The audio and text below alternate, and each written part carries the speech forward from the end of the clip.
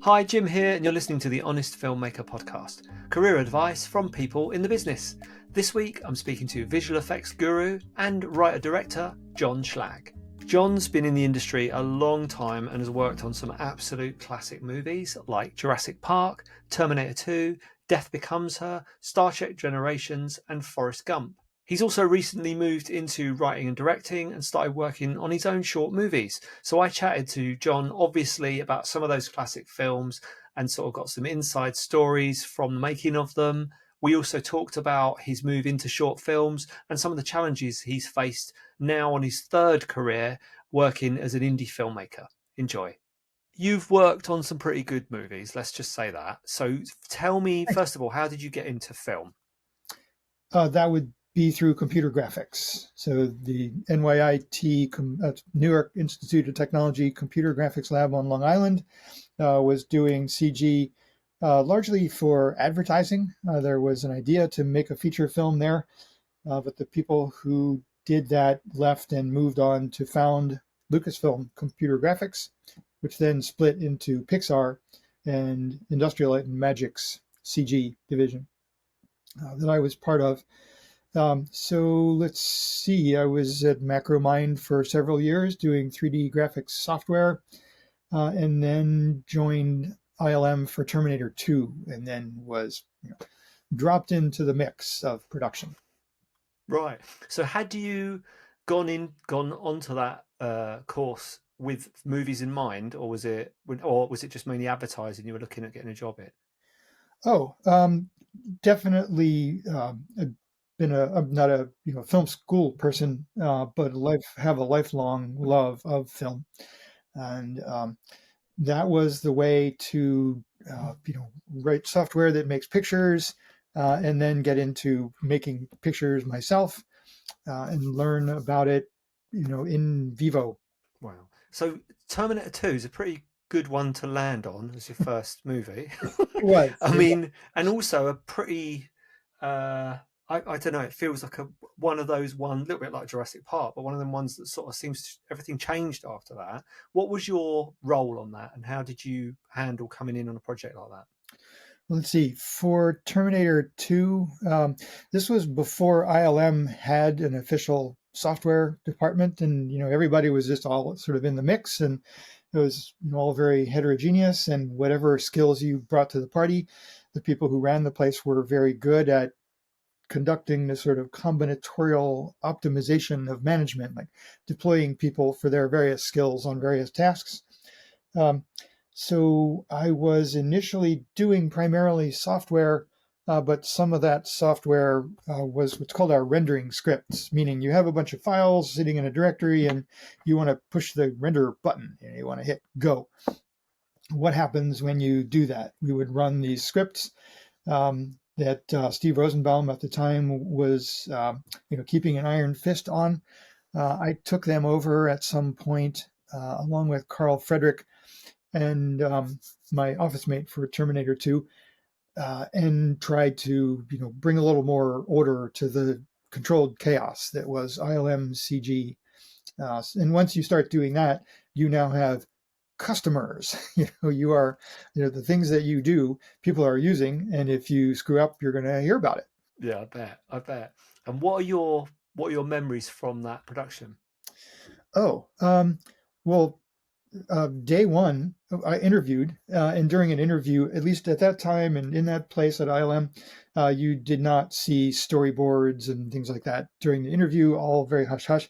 But day one, you're signed in, whatever parts of your life or children you've signed away. And they gave me a walk through the binder of storyboards for the show. Some of the shots were fairly straightforward, with a lot of work maybe, but you could see how they would do that. And others, I'd turn the page and look at it for a minute and say, well, how are we going to do that? And the answer was, we don't know. It came as a huge surprise to me that you would bid a show, and then you wait. And then if you are awarded the show, everybody celebrates, wee, and then goes, how are we going to do this? How many people do we need? And can we hire them all fast enough? And and in some cases, what new technology do we need to figure out? So, yes, there was quite a bit of improvisation and innovation on Terminator 2. Had you, when you went in for that, had you seen the first one and did you like the first one? Yes, I definitely saw Terminator. I was living on Long Island at the time. I was at NYIT, and a few of us went to see it. And it was sort of high camp fun, and sort of like best B movie ever. And then when T2 was getting rolling, I had seen the teaser, I guess, which story goes James Cameron got just like $100,000 or something to shoot a teaser trailer to to drum up the money to make the film, and that was, I thought, incredibly well done. So at that point, yeah, I'm a fan. You're in, you're in. And would you Yeah, yeah. say in general, are you what's your sort of bag? Are you sci-fi, fantasy, dramas, comedy? What's your kind of genre choice? Definitely science fiction. I lean heavily into that. Rarely, not really fantasy. Mainly hard science fiction. Typically, the more scientific stuff. Mm. Um, I've been reading and cogitating and watching science fiction for over 50 years. I claim I've earned the right to complain, which I do occasionally. And now that I've begun writing it and filmmaking, I definitely skew heavily towards science fiction, although I've done some other lighter fare. Right, okay. So, all right, let me give you a hypothetical.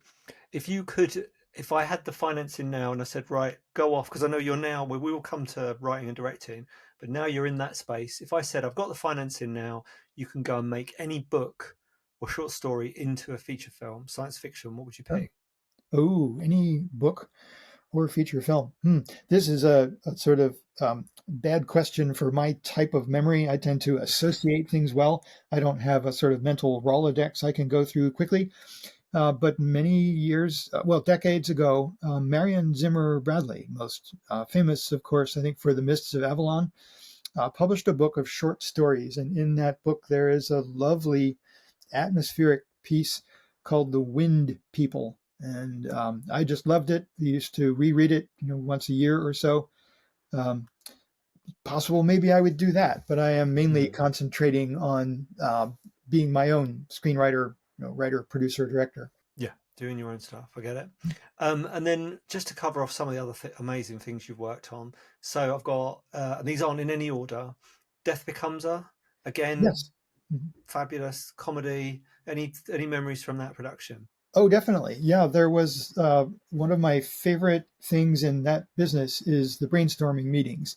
And the one we had, I think, with Alex Seiden and Doug Smythe and others at ILM was figuring out how to put a hole in Goldie Hawn's abdomen. Um, it was a really offbeat piece of work, and lo and behold, it has gotten a new lease on life on Broadway. I think it's a musical of all things. Seems crazy, but there it is. Yeah, it's nuts, isn't it? And I wonder how they're doing that bit in particular because it is Good an iconic question. moment. I'll hopefully be in New York in the spring or summer. It would be great fun to see it. Yeah, definitely, definitely. And then I've got Star Trek Generations. So obviously, if you're sci-fi, you into your Star Trek? Oh, absolutely. Yeah, I am old enough to have seen Trek Original. What do they call it? The original series, transmitted live over the airwaves as a kid, and was instantly hooked. Subsisted for a long time, of course, on reruns, and then the movies, the films started coming out. Yeah, I've always been attracted to the Trek universe, um, because it is among many dystopian post-apocalyptic pieces. The Trek's vision of the universe is attempted positive. Yeah, yeah. Seems like a fantasy now, the way the world is Yes. going. But it's No, nice to watch, isn't no it? comment. um, so working on Star Trek Generations must have been Mhm. cool. And I think I've It seen a was. picture of you in an outfit. Is that right? Have you worn a? Yes, yes. We occasionally would have to shoot elements of some sort. We had there's a a storm that sweeps across, I think it's the planet Viridian, that destroys the planet, but people are trying to run away from it anyway. And we put down John Knoll, as the VFX soup, called for a huge blue tarp to be put down on the parking lot, clear all the cars out. A bunch of us had costumes as extras. And there's a fun shot of me just burning time waiting for things to be set up, playing ping pong in a Star Trek Next Generation uniform. Nice. And can you see yourself in the movie or not? Is it too quick to notice you in it? Well, it's not only too quick. I'm probably only 2 or 3 pixels tall, Oh, right. along with dozens of other people who are running across the parking lot at that point. Right. Yeah. Right. Gotcha. And then, and all these projects you're working on, were you part of a team that was getting hired in for these projects, or were you going for the particular jobs on different productions? Oh, let's see if I understand your question right. Well, short answer is everything's a team.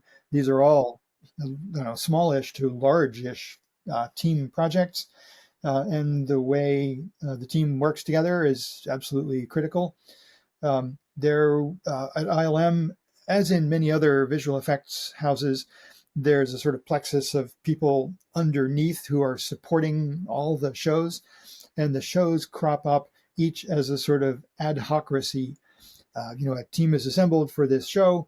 They execute for 2, 3, 4 months, or maybe a year, and then disband and are taken up. Some people will leave the company and go somewhere else following other projects, or unfortunately be laid off, or they will get picked up by other shows. So for Star Trek Generations, I was walking around the building recruiting, scarfing up people who I knew were coming off other shows, and some of whom I had worked with previously and wanted to work with again, and thought, how do you spend your summer vacation?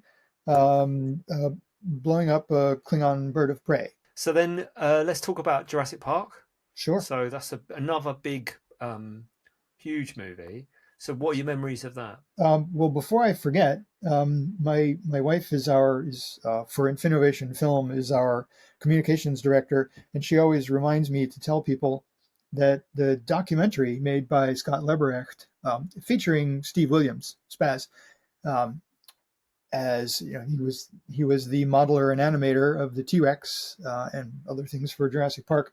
The documentary made about him it was called Spaz, but came out released under the title Jurassic Punk.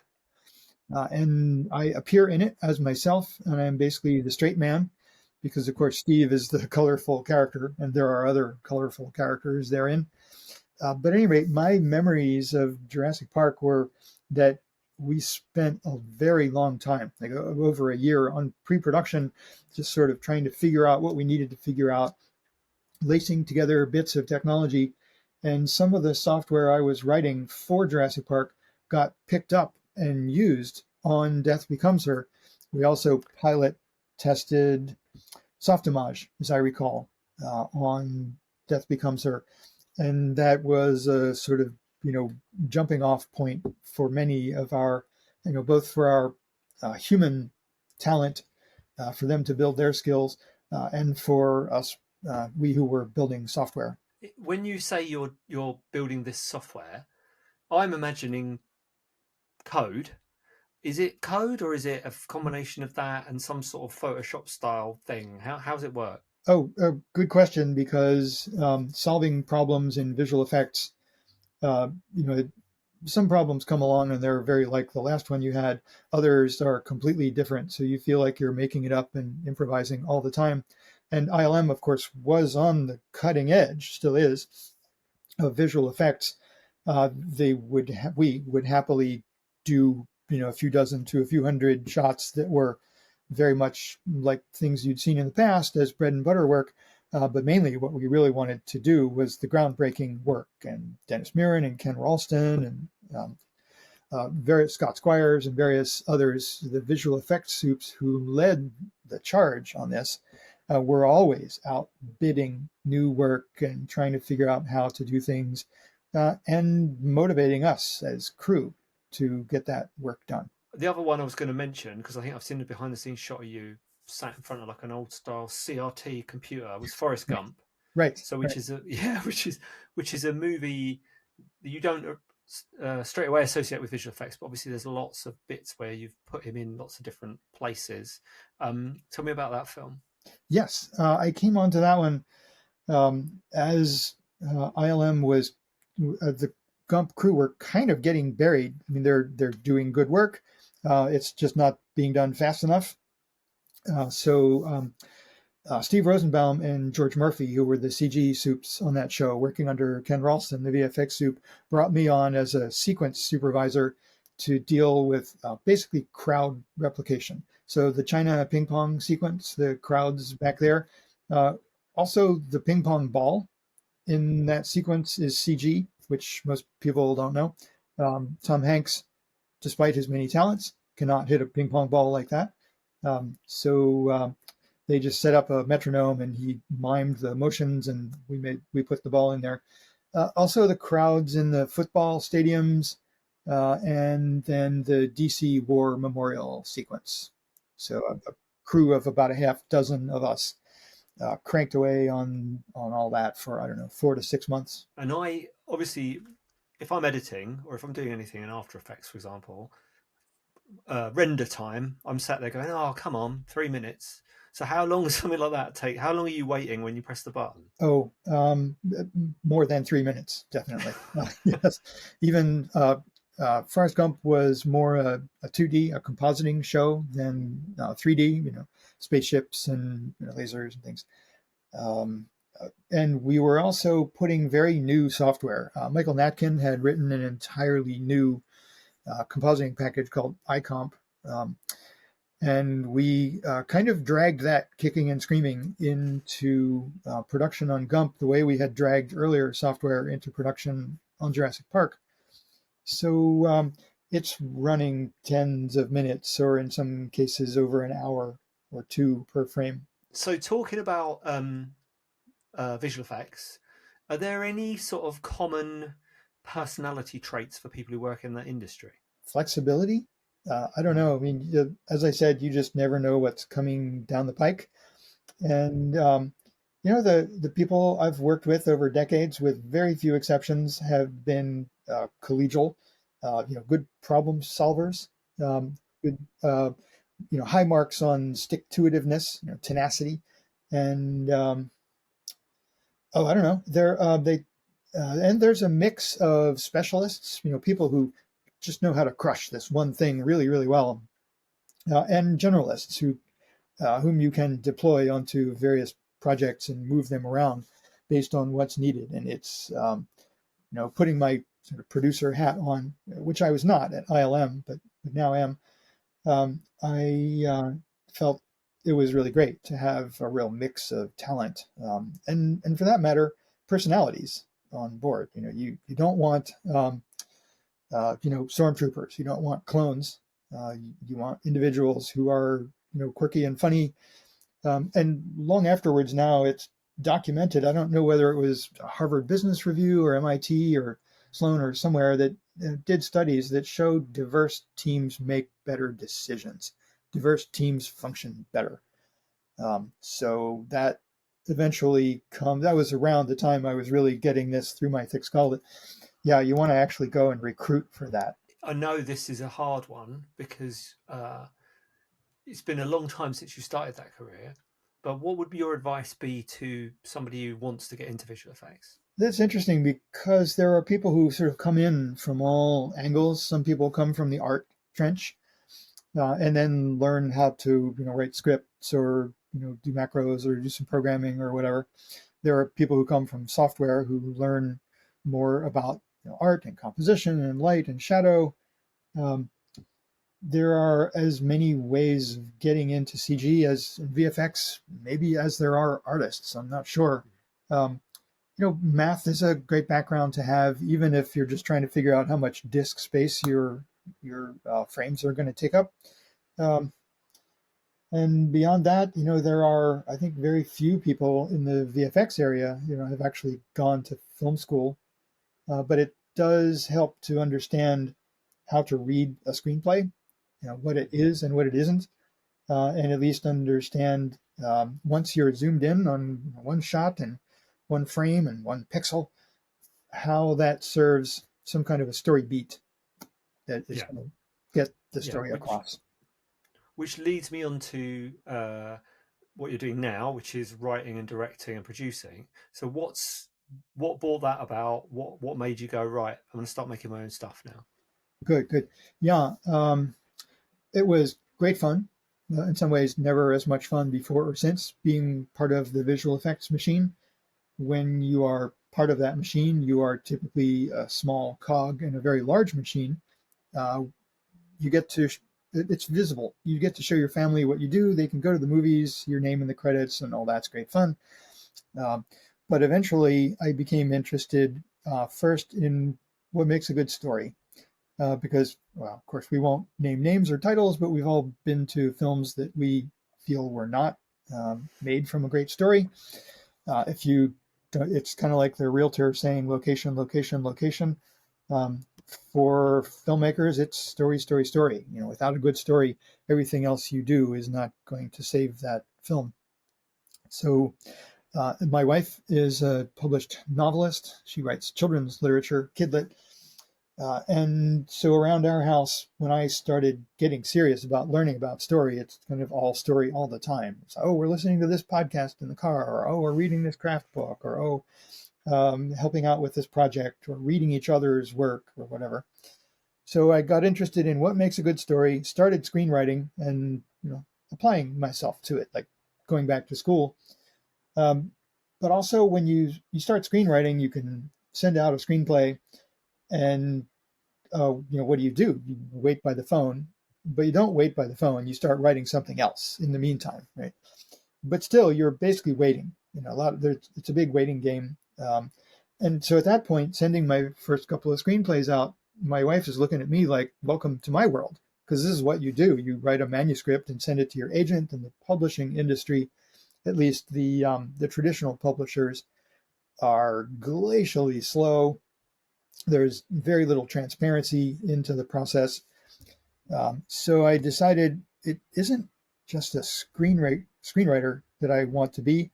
What I really want to be is a filmmaker. I want to learn filmmaking from soup to nuts. And so rather than trying to go from visual effects and get a directing gig, which in some ways looks like it should be your next step, I decided to go, loop around and go all the way to the bottom of the food chain and start making short films, micro budget, and at least in one case, zero budget, to learn how to make a film from soup to nuts. Learn casting, learn editing, learn more about actors and how they work. Having made, how many have you done? You've done a couple of shorts, have you?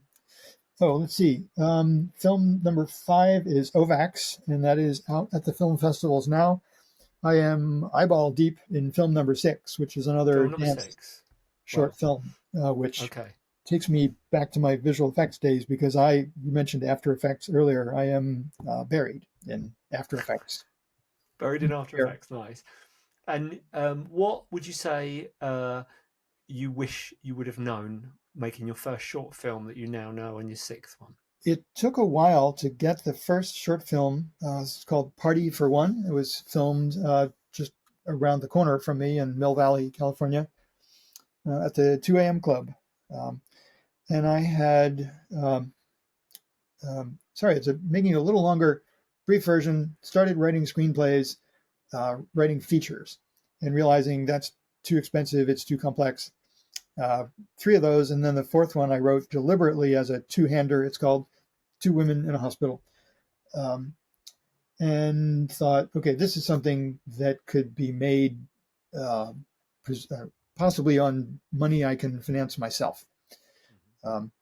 And still, when I'm thinking, too long, too complex, too many moving parts, I don't know enough about the filmmaking process yet. So a friend of mine, a screenwriter, Renee, up in Vancouver, had been hitting me with the idea, what about shorts? If you grew up like my wife and saying, you want to write novels, people tell you, hey, do you think maybe you want to write some short stories first? And it's very similar for filmmakers. Shorts are great practice. You can zone in on one aspect of the craft in a short, or you can make a sort of long or what would have been a longer story and compress it with use of montage or whatever. So getting that first, back to your question, sorry, getting that first film off the ground, I had written my first short called Vapor Trail, and Dave Moutre from San Francisco gifted me a couple hours of his time. We sat down in a bar, and at the end of that, had a budget. First time I had a budget in a spreadsheet, and it was still a lot of money for a short. So I thought, let's get even simpler. And my wife tried a series of short stories, basically, flash fiction, like, tell me a story in 500 to 1,000 words. Tried a series of those on me, and one of them lit up. I thought, oh, this is makeable. And we went back and forth on it a few times. I did the conversion. I did the adaptation from her short story to a screenplay. And I'm still thinking producer, producer, producer. That is, I need a producer that is not in my skill set. That is not something I know how to do. And I just felt stuck. And finally, one Sunday morning, we're sitting on the sofa reading the New York Times. And I turned to her and said, hey, you're a really good project manager. She's like, yeah. That at this level of filmmaking, that's really all a producer is a glorified project manager. Let's just do this ourselves. And we did. And by the time it was done, it came in at a budget that was less than half of what I would have bid for it beforehand. So it was based on what I learned prior. So I guess that is really getting micro budget filmmaking. That is what I did not know how to do. I was not schooled in that. I was not versed in it. I did not have a mentor to help me through that process. Yeah, yeah. It is a bit of a baptism of fire, especially Yes. when you're spending your own money, because the advantages of having a partner as your producer, so my wife's my producer, Ah, is that if it is your own money, no one's going to keep a tighter handle on that than the person you live with and share the finances with. yes. Even if you've got a producer who's, a really good friend, obviously they're not spending their own money. So and also it's about making that money go as far as possible, isn't it? And putting it all on screen and not Yes. wasting Put it. the money on the screen. Absolutely. Do you think, what skills do you think you've taken from the visual effects into filmmaking? Preparation, in a word. Visual effects. Um, People tend to prepare a lot. Storyboard heavily. Mistakes in visual effects tend to be expensive. And so, to the extent possible, things are planned out ahead of time. Maybe it was Spielberg who said the only bad plan is no plan. You can go onto the set with a plan. You can depart from the plan. You can improvise. You can use what the set or the actors provide, the location. But no plan is a very bad idea. So just being really thorough, really assiduous about figuring out the blocking.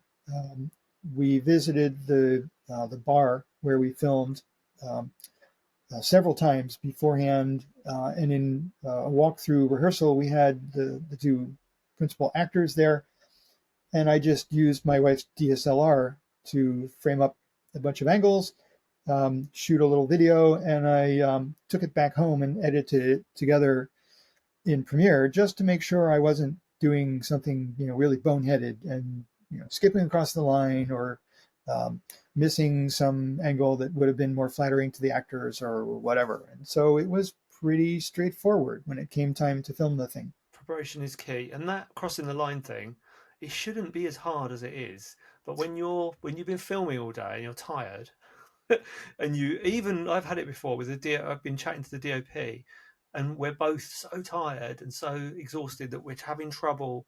Then what we would do is we would play back a shot and go, okay, we're fine, it is. And then 5 minutes later, you'd be thinking again, hang on, no, wait a minute.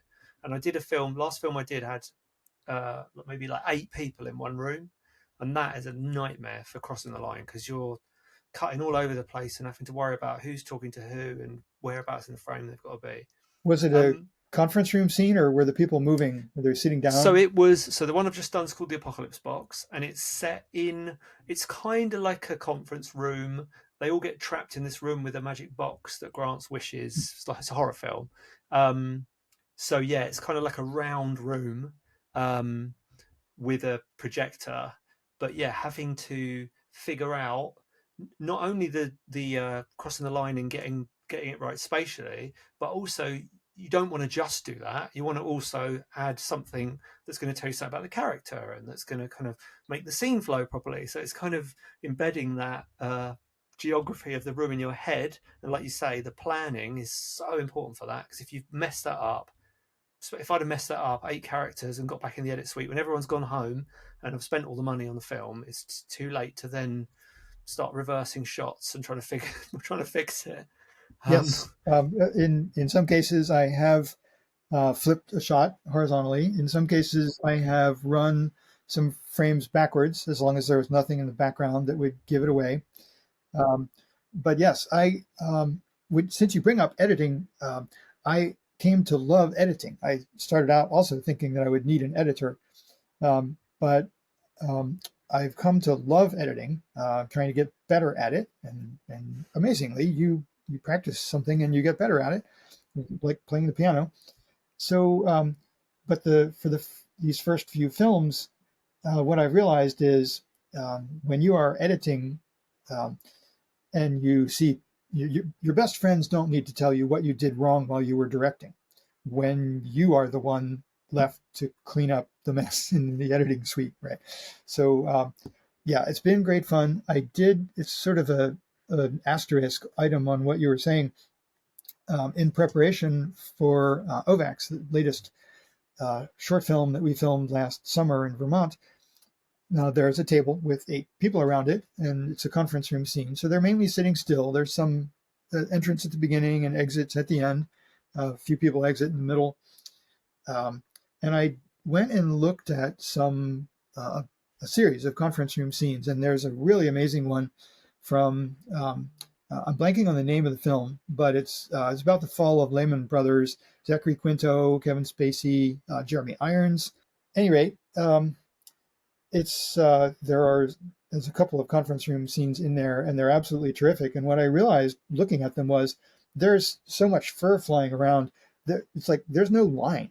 And especially if you're cutting between close-ups, the audience doesn't know they lose track of where the other characters are positioned, and nobody cares whether you get this side or that side of some actor or whatever. It's good to be able to use their eye movements and head movements when they look to someone to cut on that point. And if you're kind of guaranteed physical continuity because the people are sitting still. It's harder if they get up and start moving around. But yeah, really, really came to love editing.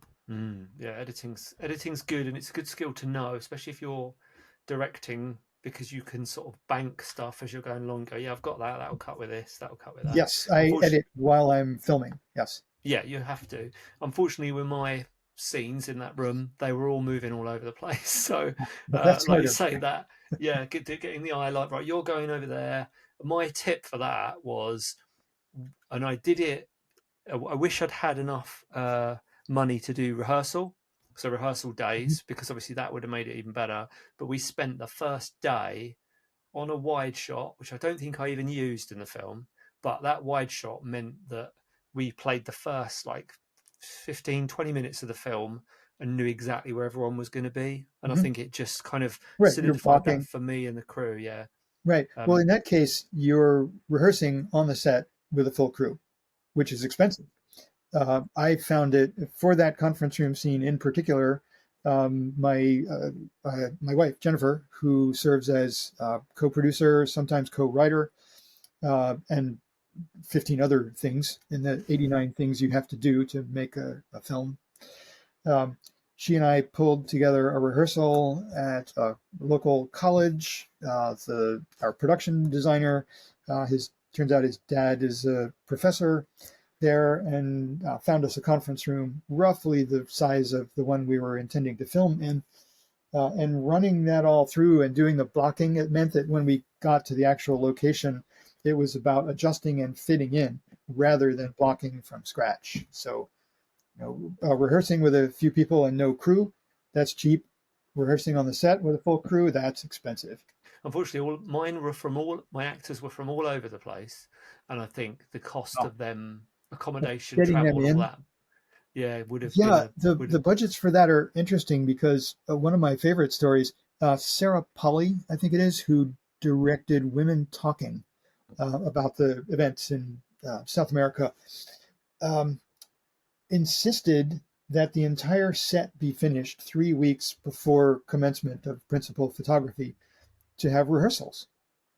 And apparently, she is, such a director as to be able to, stamp her foot a bit and get this. I think it shows in the film. I love it.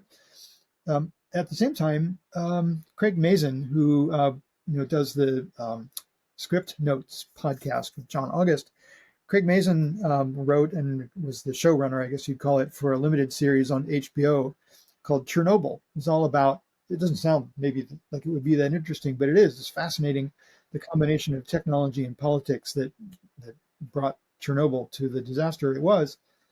Um, the end of it, afterwards, Jared Harris is talking on a podcast like your own, and he's talking about the closing. It's sort of a courtroom scene. It's like a kangaroo court. It's more sort of an inquest.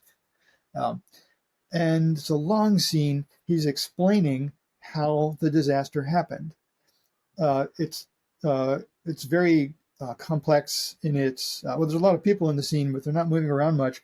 But his long monologue and bits of dialogue explaining this are really difficult to follow.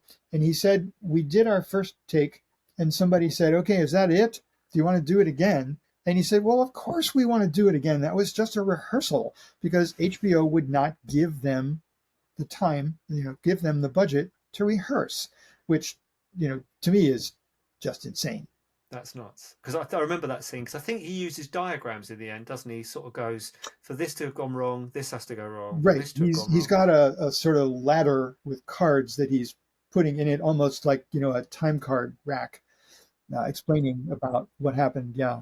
Yeah, and he's kind of explaining it to us more than the court, but it's a It's nice way exposition. of. It's very late in the game exposition, sure. But it plays well, and Harris is fantastic. And it just floored me that was, the first take of that long shot was rehearsal. Yeah, that's nuts. That's nuts. I'll just finish off with a couple of fun questions. Sure. One is, have you got a motto? Have you got like a mantra or anything like that you live by? Oh, sure. Several of them. One of them is to tell people, I am not just open to your collaboration. I'm relying on it. There's the school of thought that says, don't get creative. I hate that. Well, we all know to whom that's typically attributed, no names. Um, and then there are, at the other end of the spectrum, there's sort of improvisational live theater where the entire cast and director make it up and then maybe script it. I'm, well into the middle of that. I write a screenplay ahead of time and rehearse it, and there are several drafts, typically with input from the actors and other people who read, the producer. Um, so it's definitely about collaboration.